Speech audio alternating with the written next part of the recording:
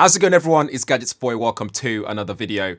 In this one, we're going to be reviewing the brand new 55-inch Samsung Neo QLED TV, the QN94A, and it's also a smart TV, of course. This is 2021. Now, this TV is one of those TVs that covers every area for me. So if you're someone who likes gaming, this is perfect for you. Whether it's PC gaming, console gaming, or even mobile gaming, this is actually really great for you. And also, if you want to just watch regular content like your Netflix, Apple TV, and so on, this is also really good. And we're going to dive into that and see what that's all about in a second. But before we do that though, if this is your first time around here, please do subscribe, smash the like button as well. And at the end of the video, if you've enjoyed it, please do share it as well. It might help someone else out there. And if you like more tech videos like this, make sure you ding that bell notification as well. So every time I upload a new video like this one, you get notified as well. Let's get on with it. The Samsung QN94A Neo QLED TV is one of the TVs that was announced for this year's, and micro LED TVs are very expensive and it's very high up there when it comes to the premium that you have to pay for them. And the QN94A is actually one of those TVs that brings that technology in some form to regular customers like me, so I can actually afford it and actually get that same sort of similar visual experience and audio experience as well. It has mini LED technology, if I can get my words out, and it gives you 4K in terms of resolution. And if you're a gamer, you also benefit from things like 120 Hz refresh, whether you're gaming on PC, whether you're gaming on Xbox or even PlayStation as well, which is great. Not many TV supports that level of coverage in terms of both gaming consoles. In fact, my Sony TV was one of the first that supported that, and eventually that was done via software update as well. So with this, you get a really high resolution and you get some really good level of contrast and so on. In the box, you get everything you need to get started. So you get the TV itself, obviously, and also in the box, you get a quick start guide and some other paperwork in there that you need to give a read. And you get 2 remote controls with this as well. So you get a standard remote TV from Samsung, and the standard remote TV, what I like about it is you get all the media buttons on there, so you can quickly launch your Netflix, for example, if you need to do so. The second control, the smart control, is actually pretty snazzy as well. And what's great about this is you don't need a battery. You can charge it via USB-C, or if you turn it around, you can charge it when you lie it face flat on the surface. You can charge it using that solar power energy that's on the back, which is pretty cool as well. I don't think I've seen this before on any remote control. So it's actually nice that Samsung are pushing the boundaries when it comes to this and saving energy in some sort of way. On this particular control, you have fewer buttons on there, but it does a lot of the things that you really need to do. And it's very simple and minimalist. You got your media buttons on there. You got microphone button on there as well, because this is actually compatible with Google Assistant. And there's Amazon Alexa on there as well if you want to tinker with things and make it work. But Google Assistant by default, so you can ask things like the weather. You can ask it to change TV channels. You can even ask it to launch things. For example, I did YouTube, so it launched YouTube for me, which is pretty cool. In terms of design itself, the TV is pretty slim. It's not the slimmest on the market because this is still LCD, but it actually looks pretty slim and it's not that thick.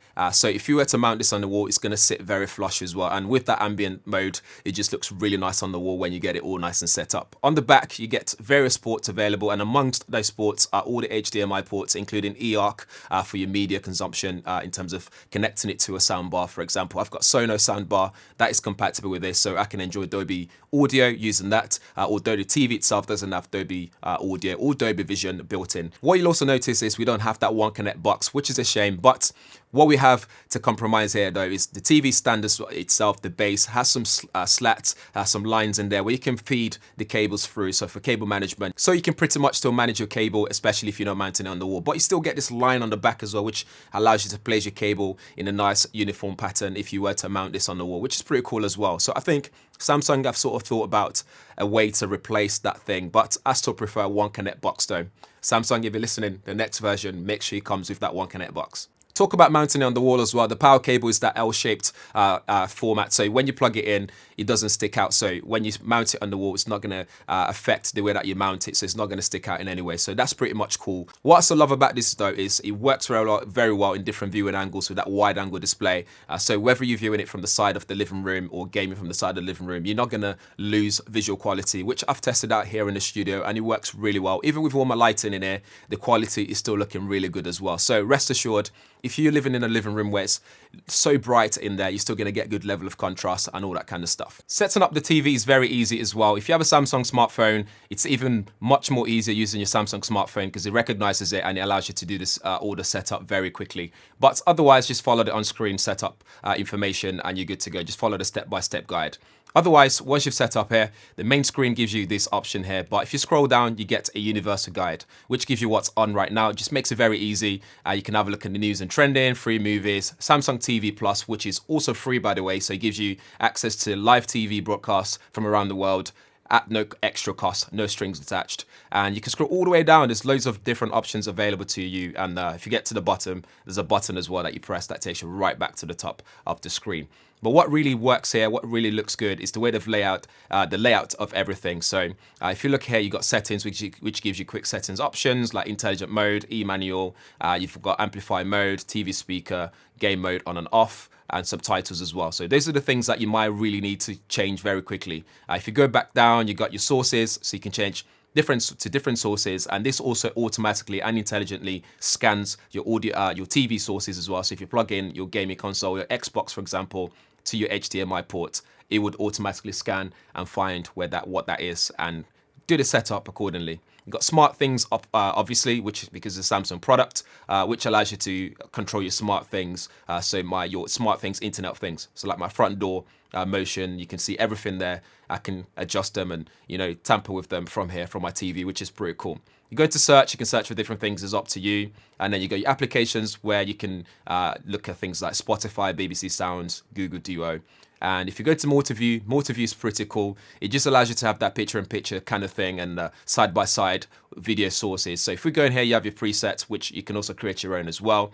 But here you can add different views. So you have YouTube, different things that's going on here.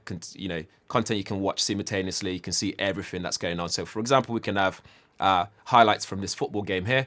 So that goes on that side on the right. You can see the highlighted box. That's what's going on right now. And because that's also highlighted, the audio source right now would be from that side, and I can adjust that volume accordingly. To the left, that's now highlighted. I can change that audio source to maybe, let's go Samsung TV Plus. So that would allow me to watch both at the same time. Where I can see this becoming very useful is if you're gaming, you can have your game on one side and have YouTube on the other side with a walkthrough of the game that you're playing. So that can actually help you play your game better. You can also adjust the screen size as well and swap them around as well. So you got things here. So if you click this button, you can adjust screen size. So you can see that changes screen size, obviously, to your priority. And you can also bring it in if you wish to do so. You can swap them around.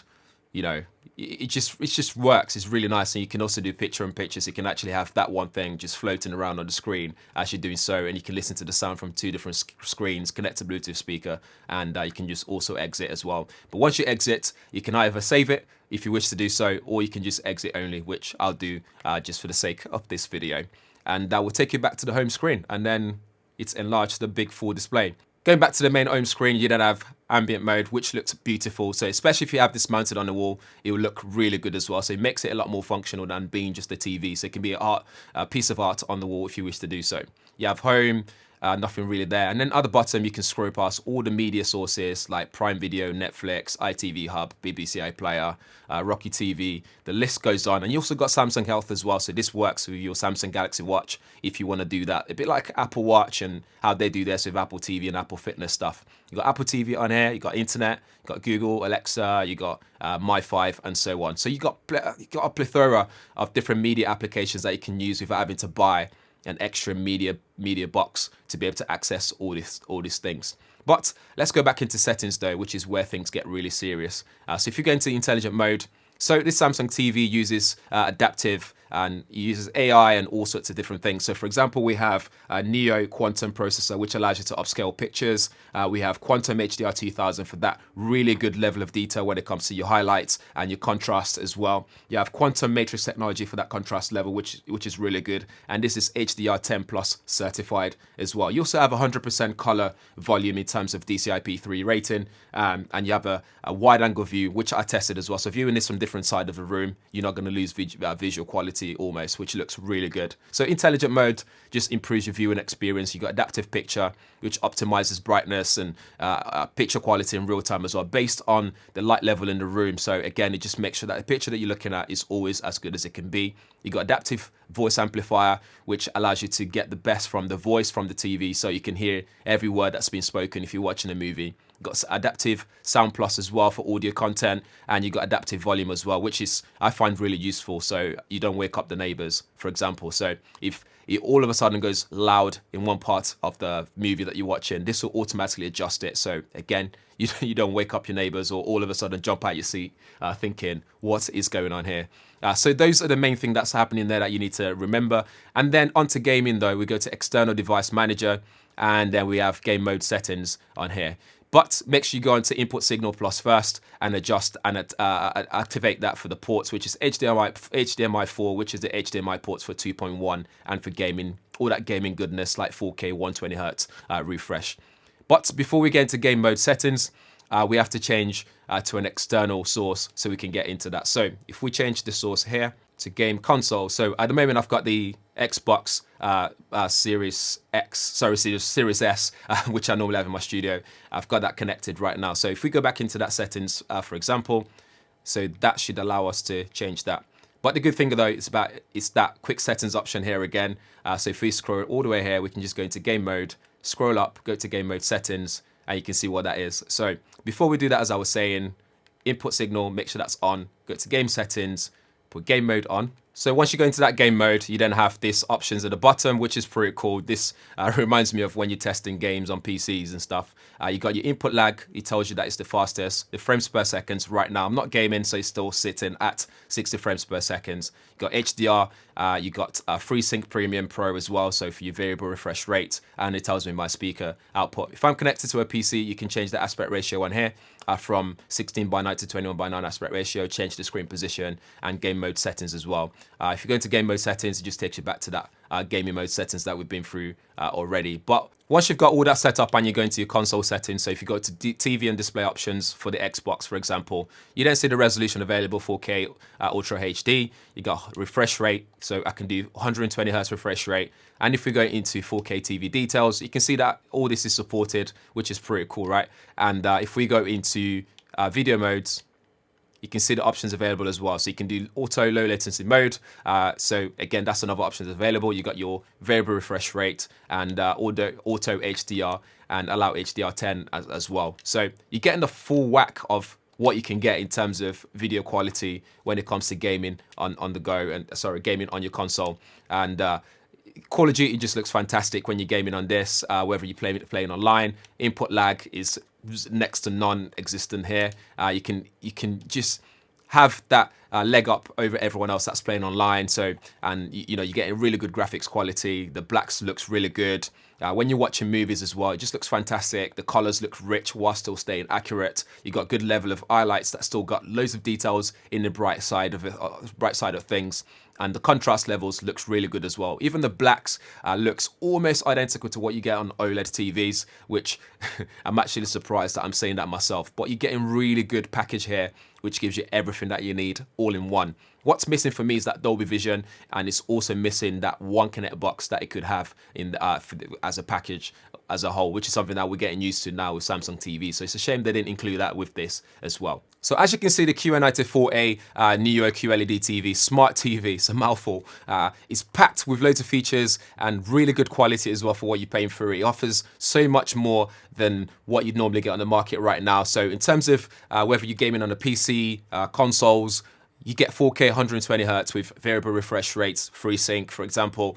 You get less tearing when you're gaming, which it just looks really good. Good level of contrast. Brightness levels are really good as well, whilst not diminishing the video quality. And audio is good as well. I just really love what Samsung's done with this TV, and it's something that I would recommend as well for gamers, as well as people who just like to consume TV content on Netflix and so on alike. It gives you all the options there to play with. The design looks great as well.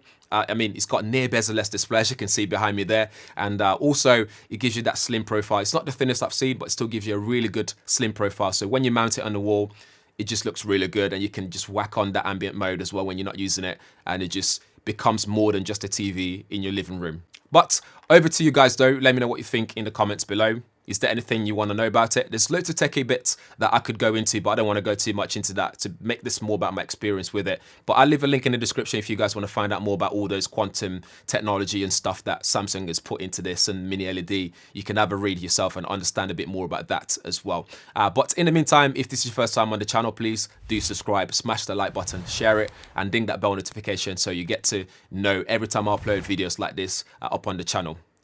Thanks for watching. I'll see you in the next one.